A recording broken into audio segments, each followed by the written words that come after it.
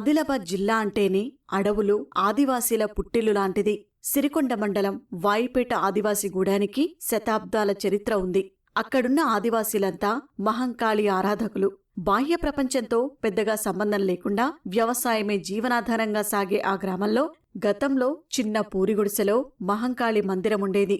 10 ఏళ్ల క్రితం పశుపతినాథ్ ఆలయ దర్శనం కోసం నేపాల్ వెళ్లిన ఆ గ్రామానికి చెందిన కినక శంభూకి కర్రతో చేసిన ఆలయం ఆకట్టుకుంది.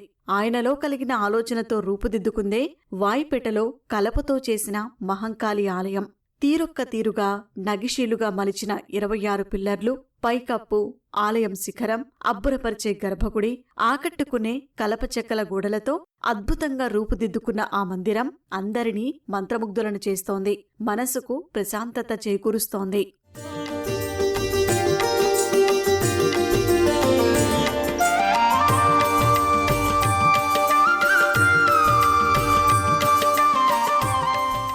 కినక శంభూకి ఒకప్పుడు అడవి జంతువుల వేట తప్పితే మరో ధ్యాస ఉండేది కాదు. మహారాష్ట్రలోని చంద్రపూర్లో మహంకాళి, నేపాల్లోని పశుపతినాథ్ ఆలయాన్ని దర్శించుకున్న తర్వాత ఆయన జీవన విధానం పూర్తిగా మారిపోయింది. ఆధ్యాత్మికం వైపు జీవితం మళ్లింది. ఇంజనీర్ల పాత్ర లేకుండా, ఆధునిక పనిముట్లు వినియోగించకుండా శంభూ సూచనలకు అనుగుణంగా స్థానిక వడ్రంగులు ఆ ఆలయాన్ని నిర్మించారు. ఆది, మంగళవారం భక్తులు అధిక సంఖ్యలో వచ్చి కలపతో నిర్మించిన దివ్య మందిరంలోని మహంకాళి అమ్మవారిని దర్శించుకుంటారు.